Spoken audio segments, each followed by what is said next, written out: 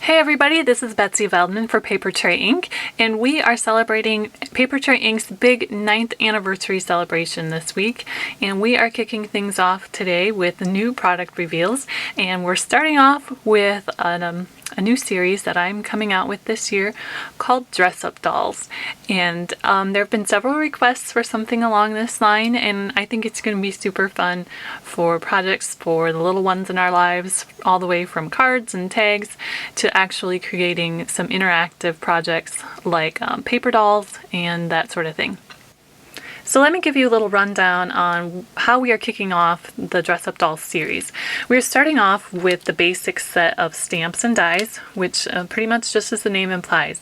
The basic set consists of your boy and girl bodies, along with lots of different accessories. There are 4 different hairstyles for the girl. There are glasses for both the boy and the girl, freckles, and as well as some basic clothing items. There's some jeans and t-shirts, and they're both of these items, and some shoes, and all of these items are found in both solid images as well as outline images. So whether you want something quick to just stamp, or if you want to color it, the clothing options are there for both options for that. So as well, besides the stamps and dies, we are also going to be carrying some CD tins, and these are perfect for creating little magnetic paper doll sets. And then we will also be stocking sheets of magnetic material. Alright, so let me just give you a real quick tutorial on how I created the magnetic paper dolls. So the magnetic sheets that are going to be sold in the Papertrey store are 5.5 inch square, and I have found the type of paper that works the best for this is something lighter weight. If you use cardstock, it's going to be too heavy. If you use like the Stamper Select cardstock, you're going to have trouble. Your magnets will not stick through that thick of paper. So you need to use something lighter weight, and the adhesive sheets that are sold in the Papertrey store really are the perfect solution. It makes everything very easy, very simple, and it's the perfect weight for this type of project.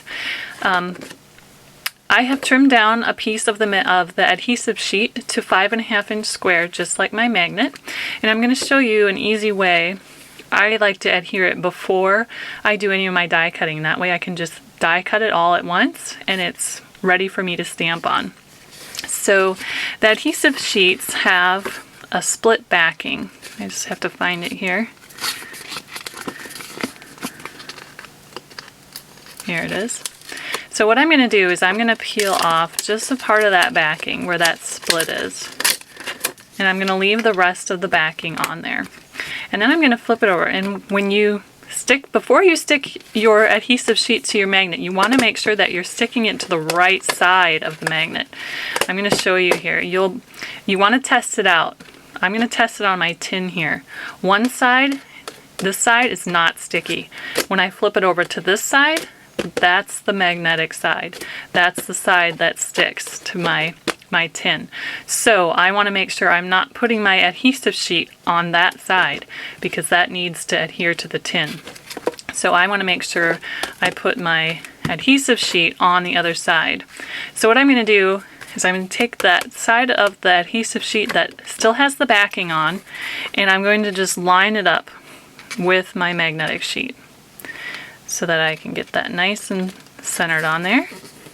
And then I can go ahead and smooth that down, and then that part where the backing is peeled off gives me a nice start. And then I can just go ahead and peel off the rest of the backing, and then my magnetic sheet is all ready to be die cut and stamped on, or stamped first and then die cut, whichever method you prefer. But then you have a great basis for your paper dolls. And then you can color and customize to your heart's content. You can add all sorts of different accessories to them, or you can leave them uncolored if you'd like to present them that way. Kids would probably get a really big kick out of coloring their own as well. So include a little package of crayons or markers, colored pencils, and it'd be a really fun gift. So here I'll show you the set that I've created. and I have all of my little pieces that I have already colored are in the lid of my tin. Now, one thing I want to recommend is on the lid of your tin where you're going to stick all of the extra little accessories, I would recommend not embellishing that, not covering that with paper. I tried at first to cover it with paper, and then I found that since they're all stored upside down, when you close the lid, after a while those pieces kind of tend to kind of drop down into the tin, which is driving my daughter a little bit nuts. So we decided to just forego the embellishment on the inside of the tin and just go for the maximum magnet adhesion here. And then this side is decorated, which is fine. The pieces will stick fine. Like I said, you want to consider not using a real heavy paper. I just used a piece of pattern paper from the Petite Places pattern paper collection. And then all these pieces are just interchangeable. So they can have fun just decorating their little dolls, creating little scenes. I found several different things from my collection, my stamp collection, that worked really great for them. This kite is from Up, Up and Away. And the bike from Pedal Pusher is a great size for these guys. Also, the images found in the tiny treat sets are really great size for them as well. This little notebook is from Tiny Treats Valentine, I believe. And these were all just colored up. One other little thing to mention, oh, there's 4 hairstyles. I should show you the different hairstyles. Here's her bun, and then of course there's a little bow that you can add to her hair as well, anywhere. Or it could be a bow tie for him, which would be cute. Maybe not with a shirt would be better. But there's different hairstyles. Let me just pop those on there and show you. Here's the bun. Here's a cute little ponytail that can just, there's a tab here that just gets slipped behind her head. So for a cute pony. There is kind of just a longer curled hair at the bottom, and that just gets put right back there like that. And then there's also little pony or little braids here too.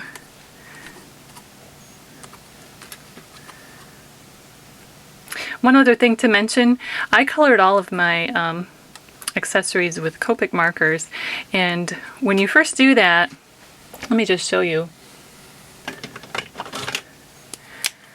The alcohol ink in the Copic markers, since you're working with a little bit thinner paper, at first you're going to go, oh, it's all gray.